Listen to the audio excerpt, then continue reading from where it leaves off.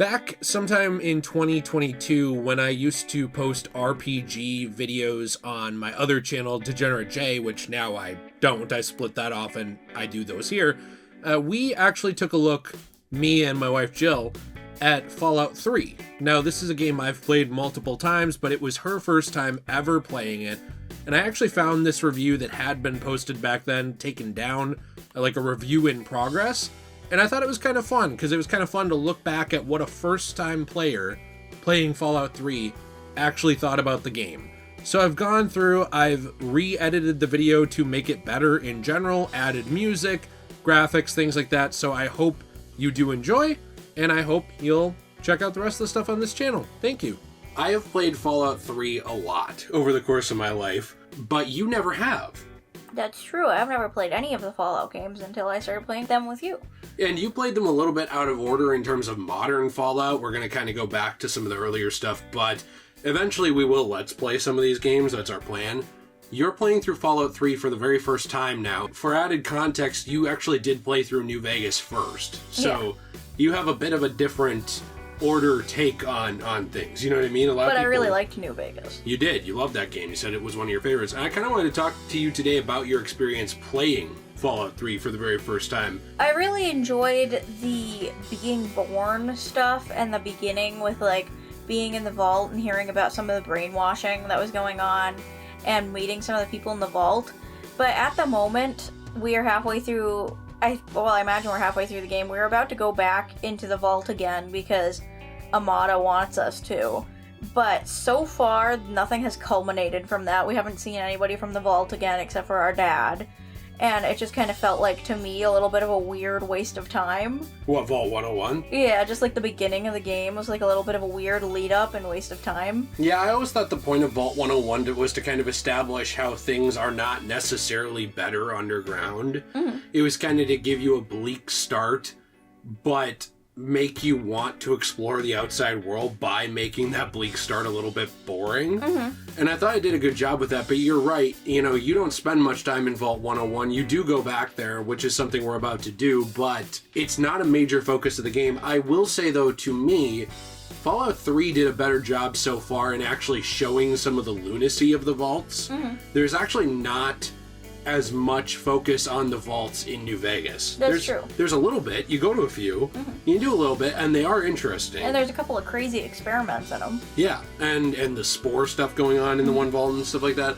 But I think that Fallout 3, discovering a vault feels a little bit like a bigger deal. Yeah, I agree with that, especially because when you go to that vault 112 and you find the tranquility pods, and you start talking to the weird scientist thing, and you find out it's like just a weird experiment, and then you actually go to the Brotherhood of Steel too, and you can like go on the Vault-Tec computer and realize that like they had an intention of letting that guy, Dr. Braun, out of the tanks eventually if they needed him. That's kind of what it seems like. It wasn't ever said on the computer, but you do know that there was intentionality to that vault, and it was supposed to go on indefinitely.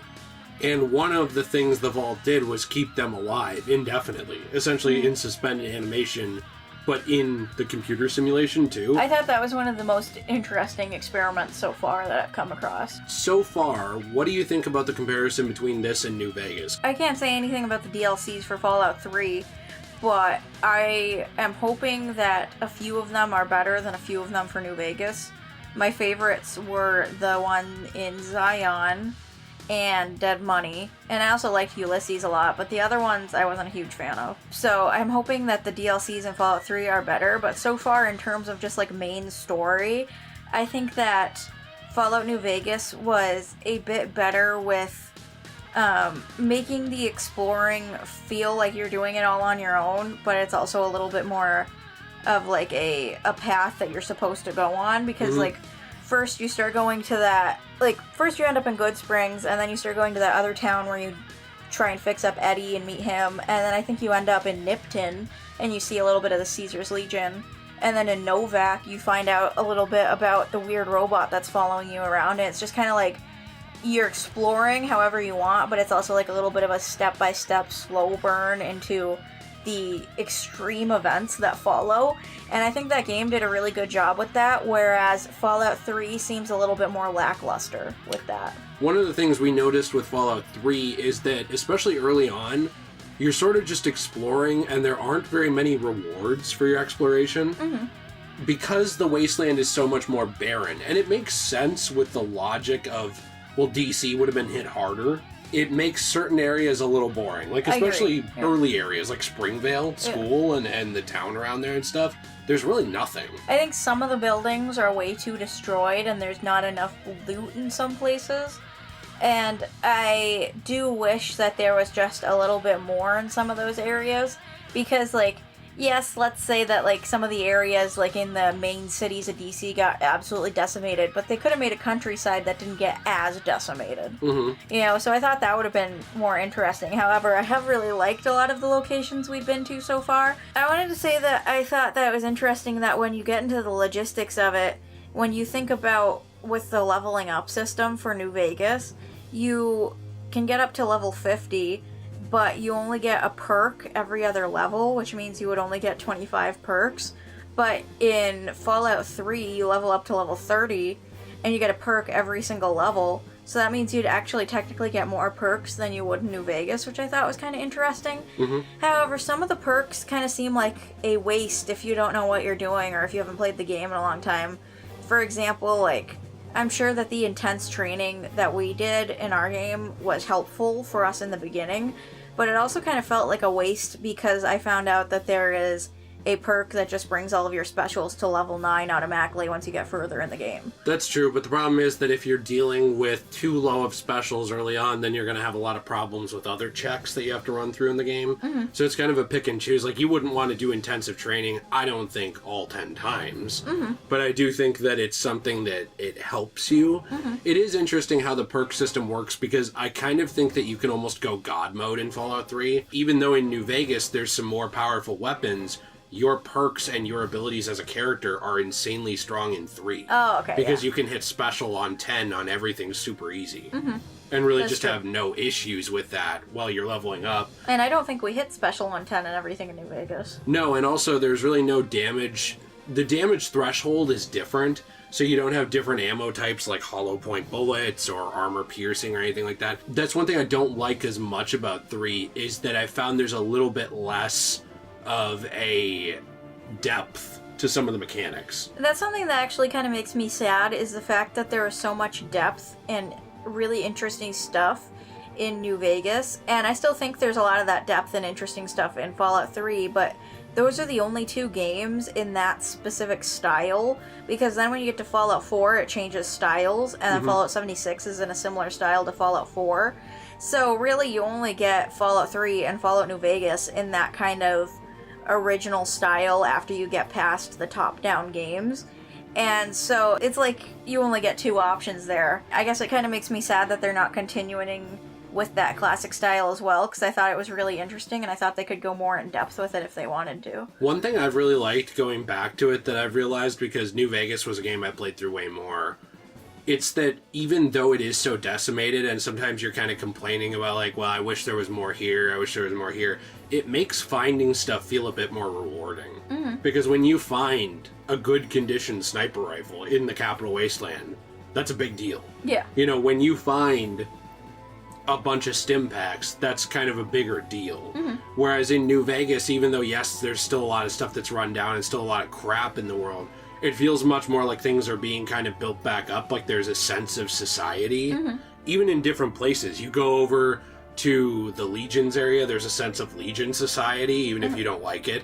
You go to the NCR areas, there's a sense of NCR society. You go to small towns, there's a sense of small town belonging, and like they have their own culture in New Vegas, which, yes, adds depth, but it also takes away from the depressing, I would say, loneliness of the Capital Wasteland, which is something I think that it's a totally different tone, so it's hard to say, like, it's better. But I think that when you look at it from that aspect of exploring the post-apocalypse and what it would be like for everything in an area to just be completely and utterly ruined, Fallout 3 really captures that feeling. It just kind of seems like they didn't go all in making as many characters as New Vegas did. And I think that's also part of why they started to go down that route of everything's kind of decimated, there's not a whole lot of people. Because I especially noticed, and what I thought was a little weird is, like, when you go to Tranquility Lane, there's only one real little boy there. So, like, I guess there was only one little boy who went into that vault. And, like, there's only a couple of kids in Rivet City, and then there's only a couple of kids in Megaton.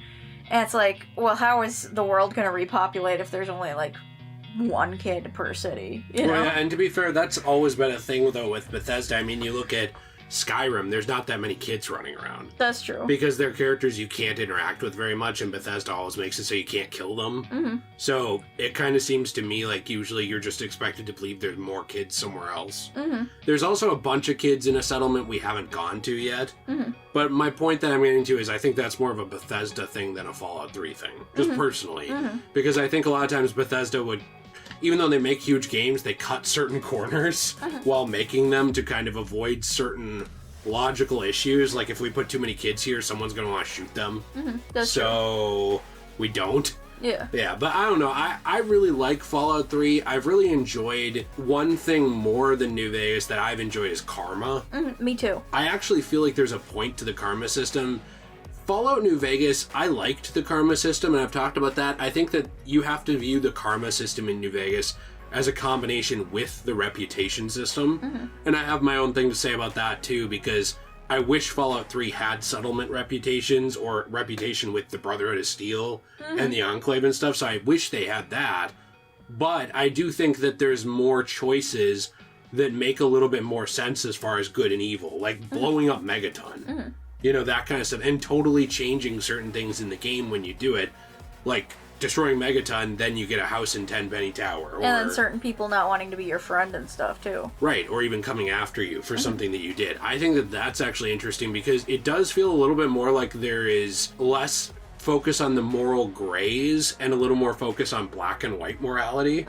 Which is fun. Which is fun, because they're both very different things. New Vegas is very much about, like, Ulysses even points that out, where you have, like, all the war and atrocities of the Legion, but if the Legion could rebuild society, and then it would soften over time, like the real Romans did, where they were pretty hard asses, and then over time the Roman Empire softened and flourished a lot, and then eventually it crumbled, but it served its purpose, in history. And that was one of Ulysses' points about the Legion, is that it could serve its purpose in history, despite Caesar's problems, despite the evil of it. And it feels like there's less of that, which I love subtle writing, but I also like the style a lot that's very different of Fallout 3, where there's not as much of that. There are moral grays, like, for example, when you meet Vance and his band of vampires. And you're like, well, should I leave these cannibals alive because they're just feeding on human blood that they're getting? And he's technically training these people not to kill and eat people? Or should I kill them because at some point they could relapse, like, technically. You just don't know. So there are moral grays, but I think a lot of this game is rewarding us more for these moral choices, even when we talked to James and he was making direct comments on stuff that we did.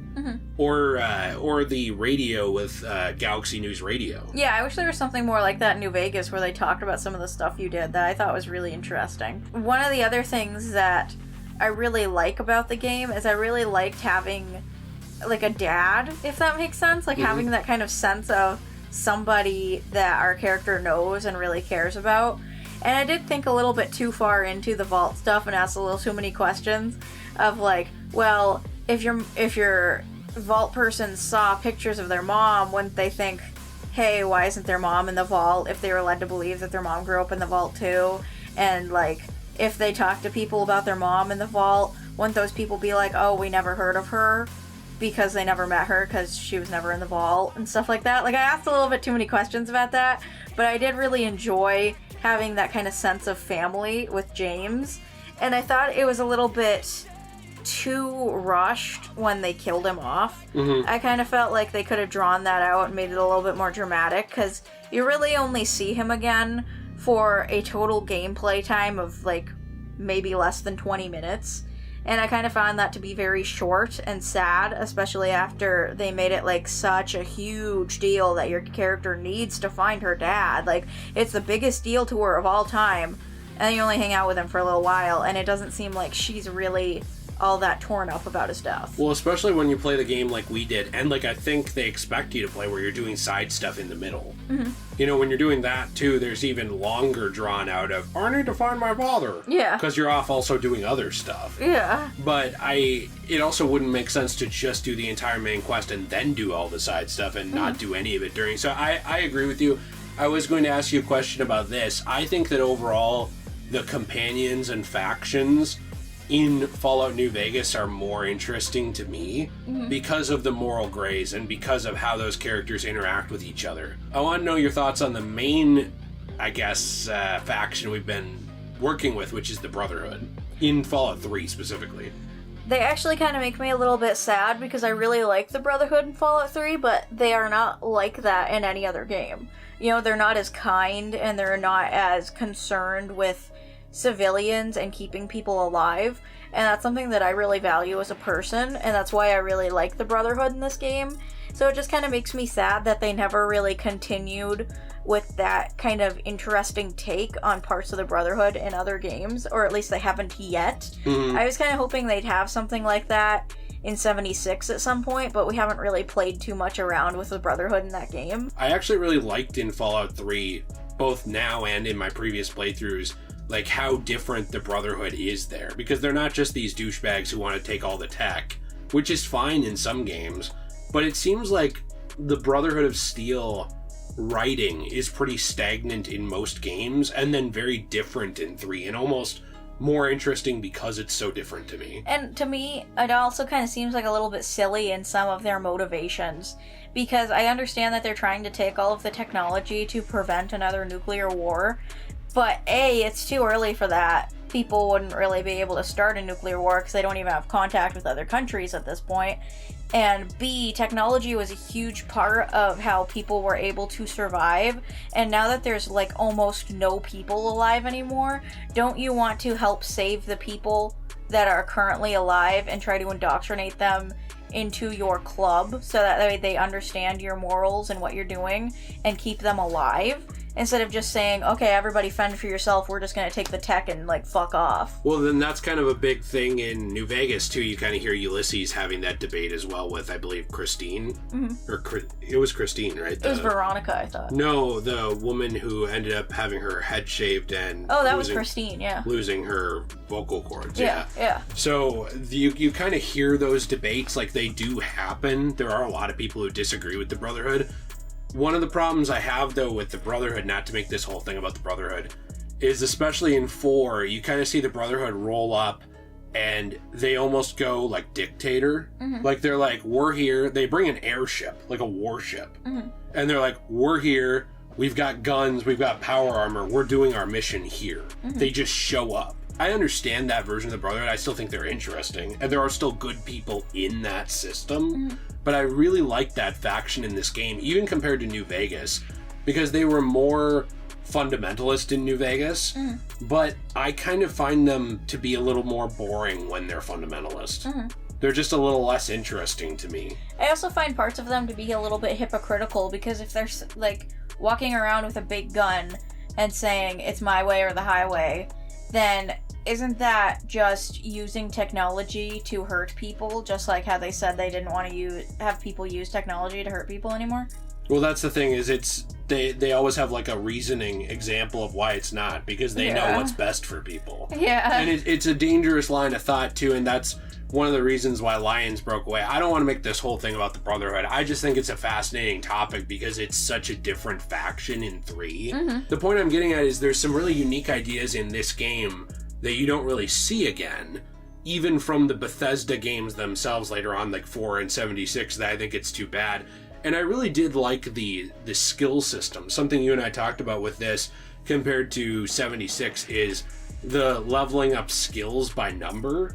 I really like that. It feels a lot more like a tabletop board game. I like that a lot more too, and I also found it to be a bit more organized, whereas some of the leveling up in 76 gives me a little bit of anxiety, and so sometimes I just can't... When you have to pick the cards and you're like, I don't know what card to pick? Yeah, so sometimes I hand the controller to you and I'm like, can you help me make a good build? I don't know what I'm doing. No, I get it. It's weird because 76 is almost more perk-based because those cards are essentially, they're just perks, really, that's it, with some stats attached to them. But in this, you have a combination of perks that you can't go back on. So if you start wasting perks, that's on your character. And then you have the skills. But I will say, too, they trivialize some skills by putting skill books everywhere.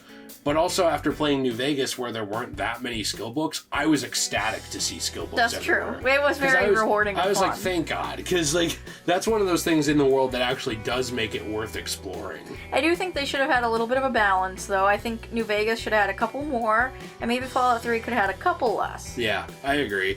I think it's a testament, too, to say how much we like New Vegas, even compared to 3. Not to just say 3's worse, because there's things I really like in 3. Like, Liam Neeson's voice acting as James was great. Oh, so far, I've really enjoyed 3 a lot. It's just, I do think New Vegas so far has been my favorite Fallout game. And it's crazy, because that one was probably made with the least amount of time, because they were rushed by Bethesda and stuff, which is why I'm shocked that they even said recently they would be open to coming back. I find it funny because I kind of thought that Bethesda was embarrassed that they didn't make that game. Well, yeah, because that game is just so deep and interesting. I will ask you real quick, because the video is getting a little long.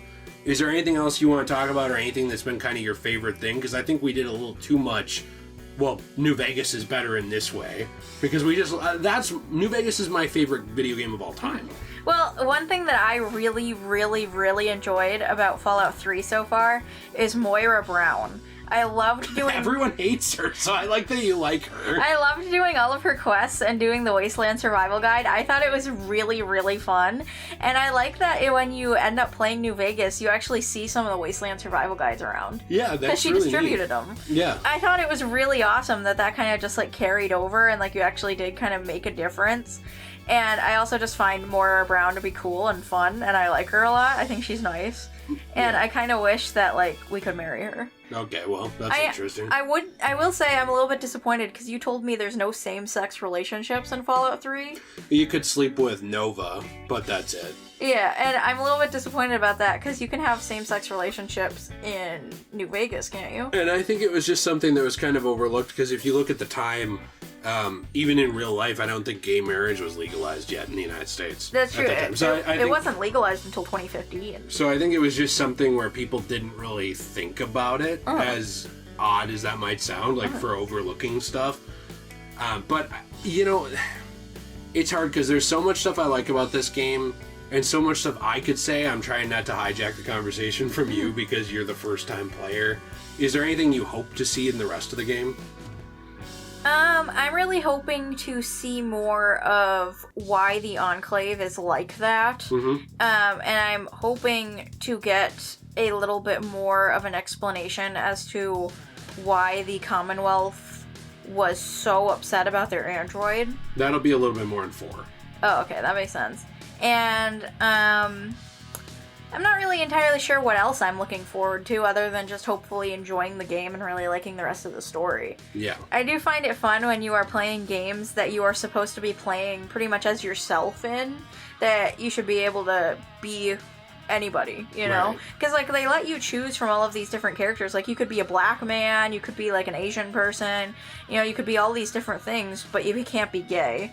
I thought that was a little bit interesting. If we're airing our actual grievances, my other one's the character creator in this game and New Vegas sucks balls. They're It's exactly terrible. the same. They're terrible. And you know what? They are way better on PC, obviously, and you can do way more. That's because people mod them. Right, but they're so bad of character creators, and they actually genuinely piss me off. Half those sliders do nothing. Yeah. So that to me was my biggest let me be who I want to be problem. Yeah. Because it genuinely made me mad. And then when you find characters, they're like, I can cut your hair. It's like, cool, you can change it to one of the other 12 hairstyles that look like ass. Yeah. Thanks, I don't care. And it's a little bit sad. And that's something that I actually really appreciate about 76 is the fact that you can make really unique looking characters. As long as you're willing to pay.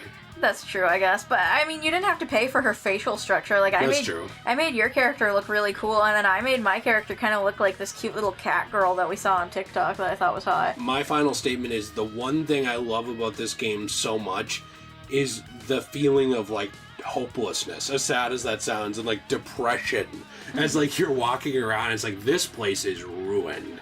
And you really have to make your way through that. Even the main menu, when you start it up, it's like heavier than New Vegas. It's less Western, which I understand. I love New Vegas, but I love that just like heavy metal feeling sadness. Yeah. But then there's still so much fun to be found. Like, it's like a sad playground. I really liked that too, that it kind of has this theme of being really hopeless and sad with the music. And then New Vegas has very similar music, but it's got a little bit of Western in it. Yeah. And then you told me Fallout 4 has similar music, but it's got a little bit of hope in it because they're rebuilding. And I thought that was a really interesting progression that they were doing of like, first it's hopeless, and then there's going to be hope. Yeah. You know, I kind of find that theme really, really fun. So anyways, this is kind of our review in progress of Fallout 3 from back then. Obviously, since then, we did finish the game. And like I said, I had played it multiple times, but Jill, this was her first time playing it. It was really fun to make this video, and it was fun to go back and see her reactions to it because, you know, we played through a bunch of the DLCs together. We played through New Vegas. So we're still big Fallout fans. I'd like to make more videos on Fallout in the future, especially when we revisit the games again. And I thought it was time to revisit the topic here with this one. If you want to help support the channel, you can use code DJAY123 on Fortnite. That helps us out a ton.